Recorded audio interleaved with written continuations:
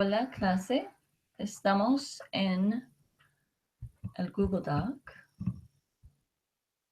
y vamos a practicar conjugación con el pretérito. And I could get my little accented E in there. Copy, put that in there.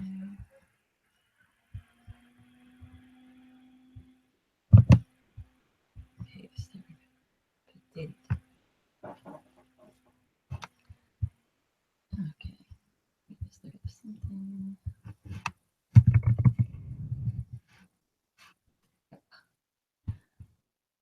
Okay. So to review what we went over yesterday, we talked about sports, vacationing, doing water sports. Um, and Spanish, when I just wanted a little clarification when we talked about what looked like snorkeling, that picture on página 230, and página 230, it said el buceo, bucear. So bucear um, is more specifically, it's more scuba dive, but it really is kind of basically to swim underwater. So it's not as specific as if you look up the term bucear, you'll see swim under the water. Okay. And so you have to specify if you're, it could also mean diving. So it's not specifically scuba. So they don't have, you have to specify like if you're diving with oxygen or you die, if you're just, if I say yo buceo en la piscina, obviously I'm probably not scuba diving in the swimming pool. I'm probably diving or swimming underwater. So it's a context based verb, whereas in English we have snorkeling. So when I looked up snorkeling, it was a form of bucear.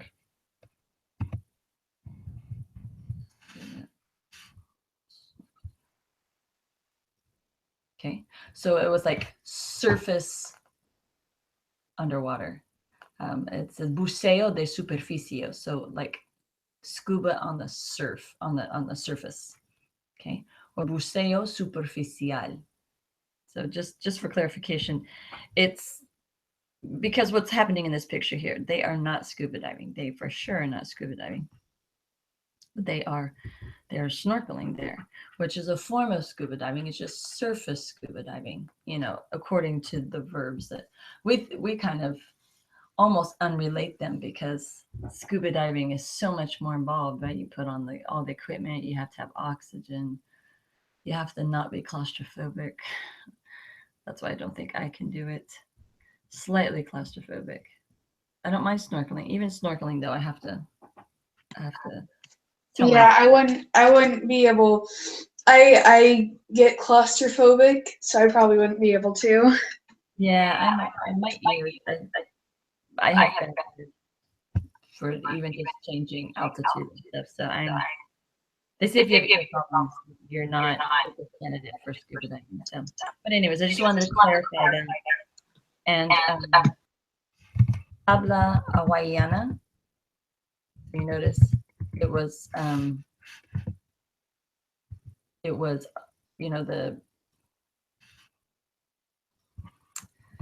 for like the boogie board and for the surfboard, and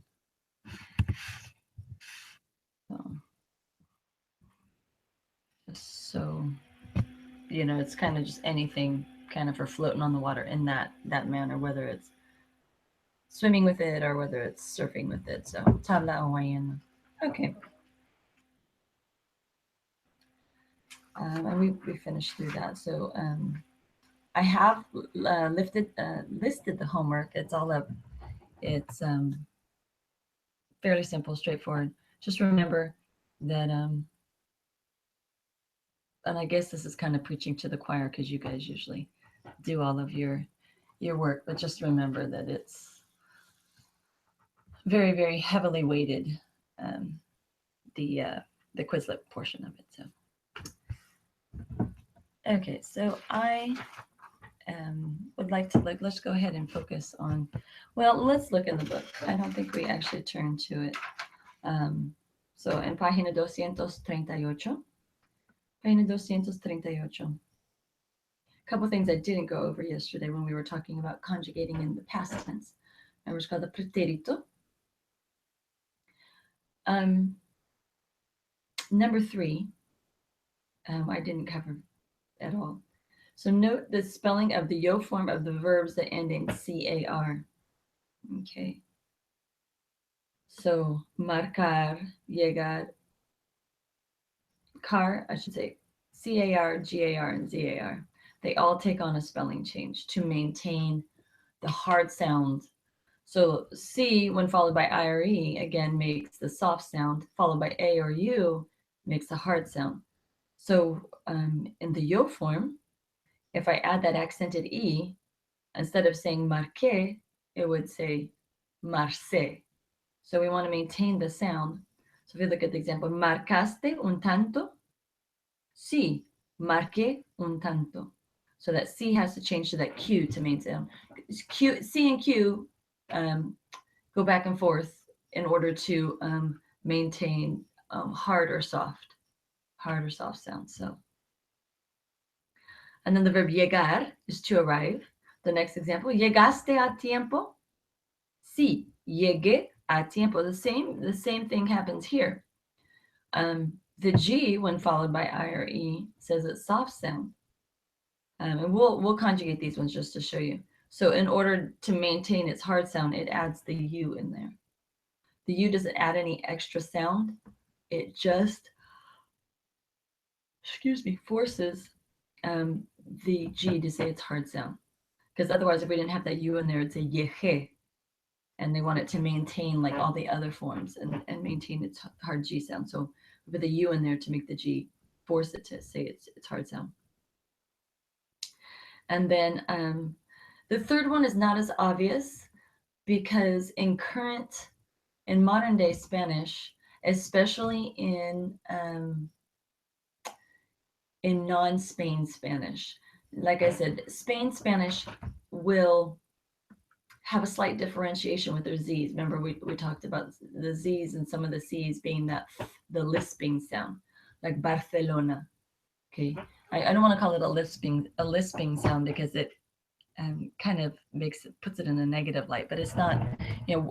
I would liken it into what we call a lisping sound. The sound doesn't exist in English, so that's my best way for representing it. So on empezar, so Z verbs, when you add an I or an E to the endings, then you need to change the Z to a C. Okay, so empezaste a bucear? Sí, or if we were in Spain, they say empecé instead of empecé. Okay, empezaste a bucear, they would say bucear. Sí, empecé a bucear. Okay, not S's. It's not so much S's, but it's C's and Z's that take on that sound. Okay, so with that said, let's go ahead and go to the Google Doc. I'm sure you're probably already there. Let me get rid of the one I don't need. Let's see, has anybody else joined us? Nobody else. Uh-oh. We lost Sydney. ¿Qué pasó? That was too boring. But it looks like she's still with us on the document.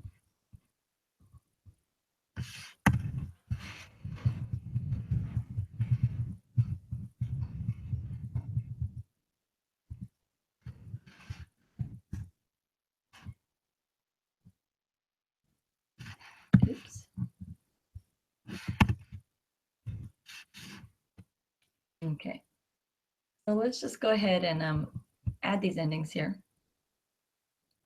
Okay, so you Addie, go ahead and add the yo to the usted leía forms, and Emma, go ahead and type in for the adverbs and the preterite using the endings as listed on 238.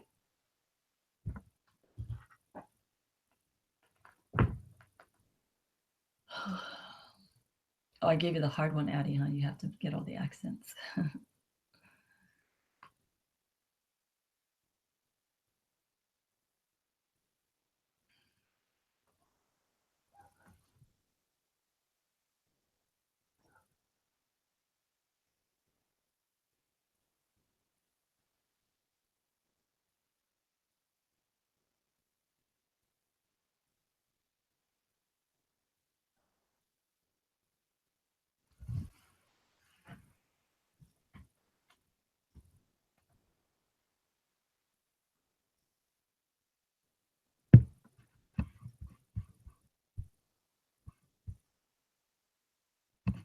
No more Sydney.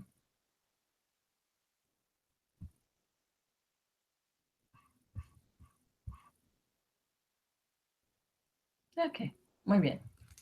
Perfecto. It's really funny when you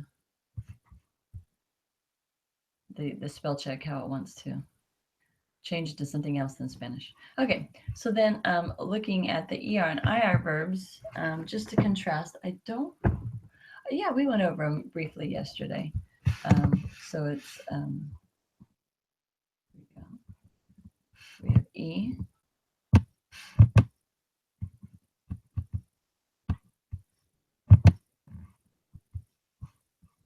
Ooh, what happened? I didn't do that. Back. There we go. Thank you. That was, okay, go ahead. You got this.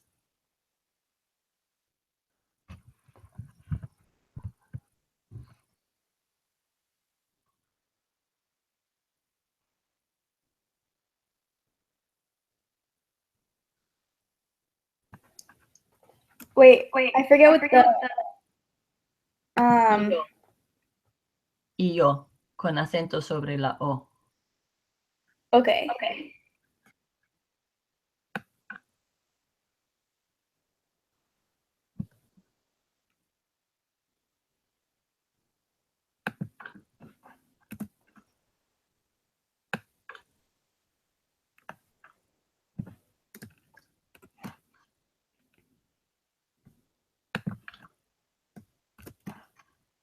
Muy bien.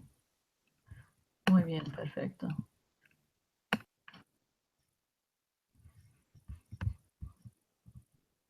There we go. Perfecto. Okay, so let's take these three verbs that we just worked with, just so we can use those for examples. Or actually, I'll use some other ones. So marcar. We'll just use marcar. Marcar. Oops. I don't know who that is. Okay. Marcar. Llegar. Empezar.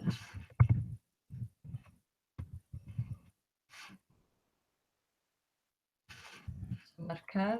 Go ahead and define your verb up at the top.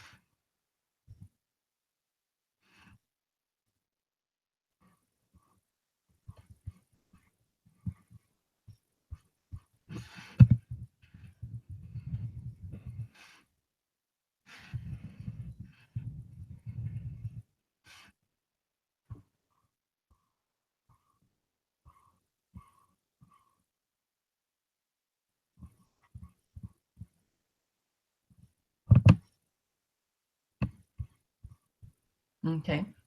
So, marcaron. You put a K in there. That's funny. Marcaron. Muy bien. So, I think Emma's trying to bring your attention to your mistake here, Adi. So, notice that after two is marcaste, marcó, marcamos, marcastes, marcaron. And so the yo, exactly what we were talking about, CAR verb here. So that C needs to change to QU. So marqué, like I scored, I made a basket. Marqué un cesto or encesté. I scored a point or I made a basket. Yeah, right. Encesté. Okay. Or marqué un punto. Marqué un gol. I made a goal. Okay. So llegué, llegaste, llegó, llegamos, llegaste, llegaron. Muy bien, perfecto. So move on to the next ones. Empezar and cargar. They're both those changing verbs. So Emma, take empezar, and Adi, take cargar.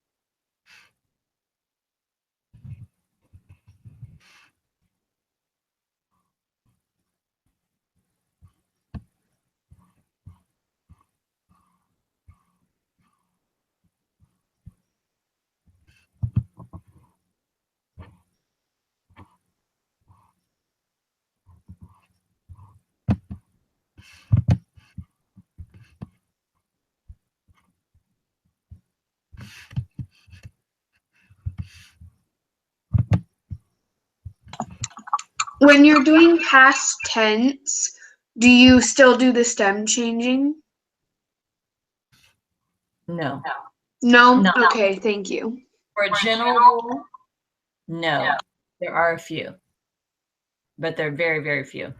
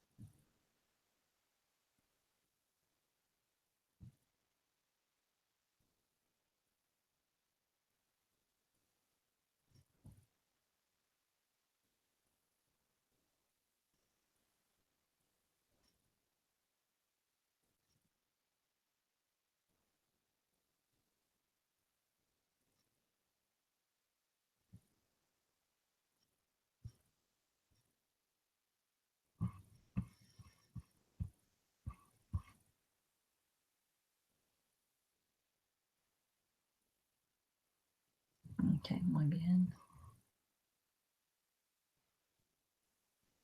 cargue. Perfecto. So let's jump down to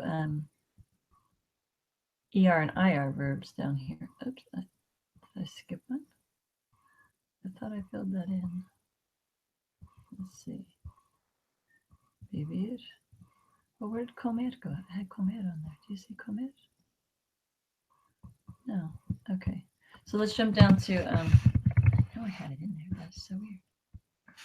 Jump down to vivir and comer and do those.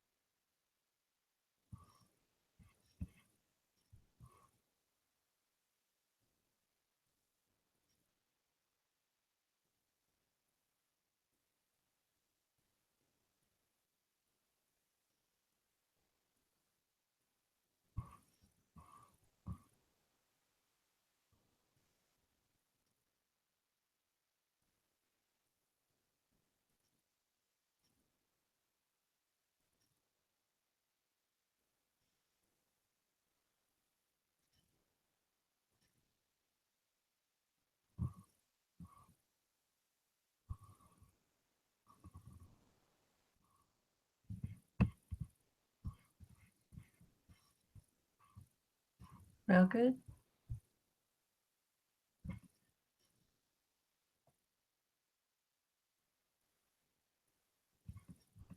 Oops.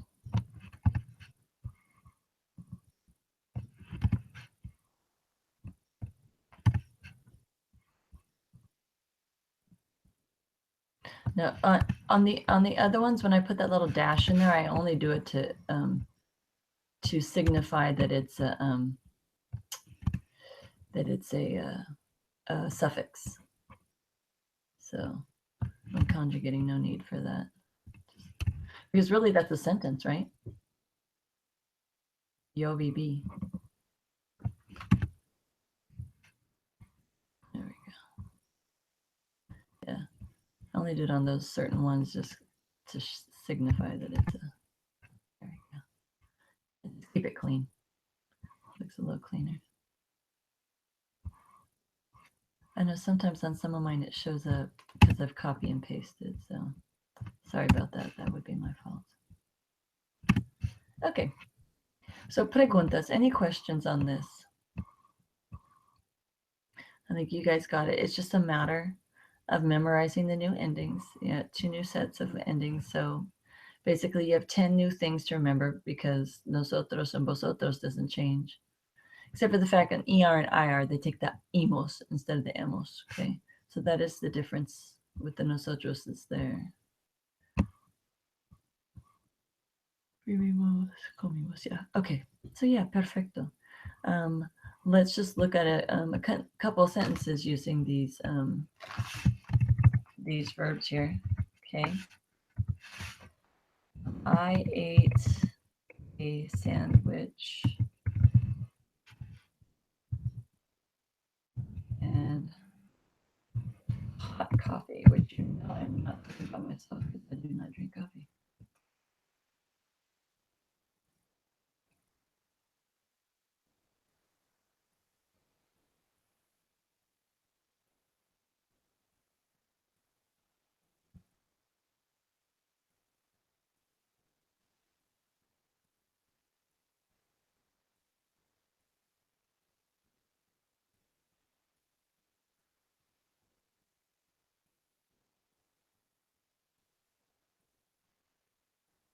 Muy bien.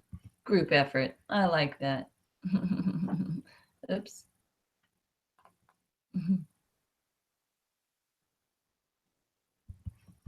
That I is just wanting to still hang out there. Oh no, you undid the accented one. Yeah, it's tricky. Like I said, if you're on an Apple, then capitalizing is much easier. And when I was in college and I was taking a bunch of Spanish classes, I just kept my keyboard in Spanish mode. So you can change it. I mean, if you're ever interested in that, but I doubt you do enough Spanish to merit the switch over, especially if you're using someone else's computer.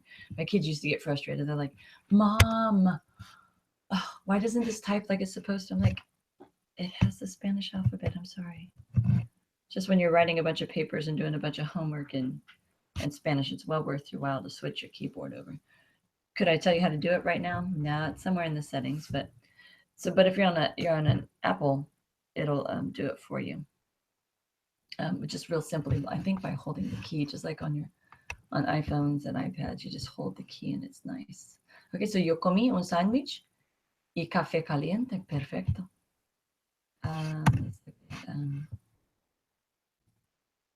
John and Mary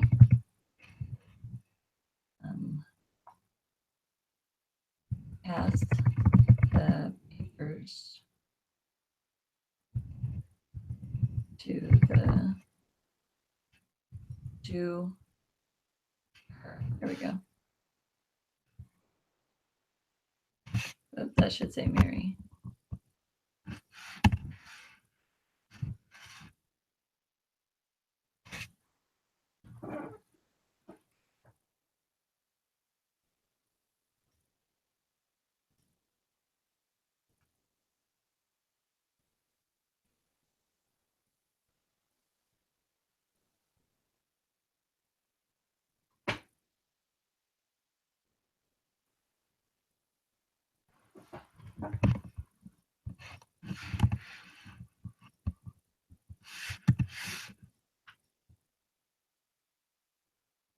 It's an AR verb.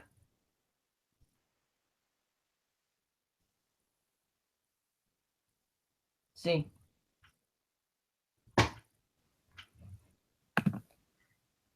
Wait, paper's papel, right? Uh-huh. Okay.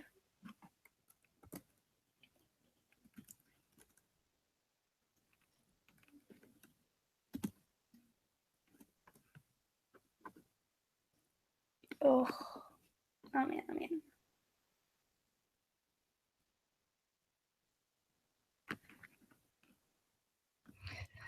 You have the right, Emma, you have the right position for the word her, but what should the word her be?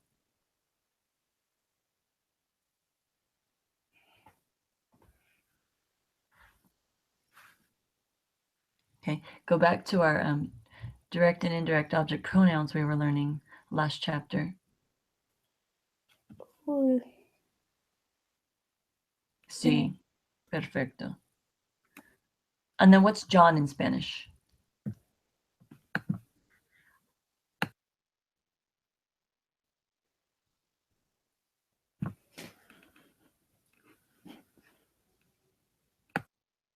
Juan. Es Juan. Sí. Juan y Maria. So when it's just an exercise and we don't personally know the people and it's a possible, switching of names, then go ahead and switch them into Spanish just for recognition's sake. But it's better to, if you're addressing someone in Spanish and they have an English name, it's better to leave their name in English. Unless you don't know, how to pronounce it. Just pronounce it the best you can with the Spanish accent if necessary. I mean, that's what a native speaker would do. They would call me Tricia because that's just how it would naturally come out for them. But if your name is Robert, they're not going to call you Roberto. They're going to say Robert. They're going to, if they're unable to switch to an American accent, they would say Robert.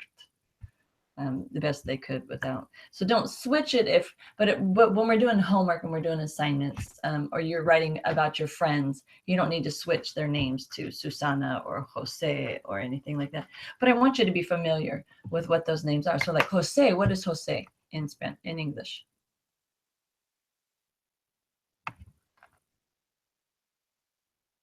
It's Joseph. Yeah, I don't know if that's what you were going to write. Okay, and Maria actually has an accent, so that should be an accented. Otherwise, if we don't put an accent on that I, remember that would be a diphthong, and it'd say Maria, Maria. So Maria actually has an accent. Muy bien, perfecto. Juan y María le pasaron los papeles. Okay, make it plural there. Okay, and then remember, when we use le and les, they almost always, and I want to say it's a requirement that you say a ella. Remember we talked about the redundancy rule with le and les, just for the fact of clarification. So the natural way to write it, we would say, Juan y María le pasaron los papeles a ella. They like that redundancy. It's very proper. But if you were to not put a ella, you could drop out le and have a ella, and it wouldn't seem awkward. But if you're going to put le in there, they want to see a ella. Put both just for clarification's sake. Muy bien. Okay. Si no hay preguntas, this is just what I wanted to cover here. Really solidify the past tense with you guys.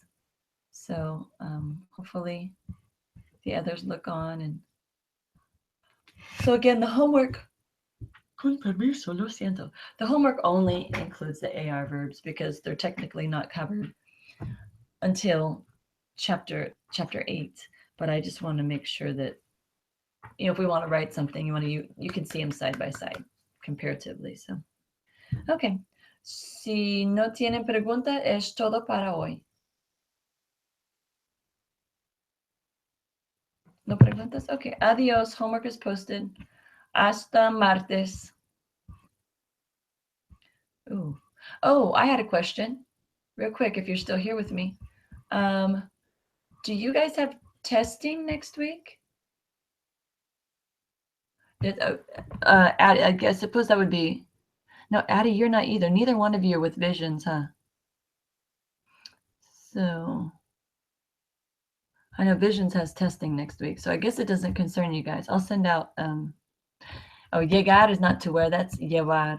Llegar is to arrive. I just saw the mistake there. I just saw the question mark. To arrive.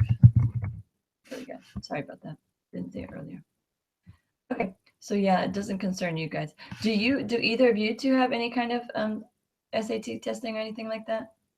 Not SAT testing, but standardized testing, California testing.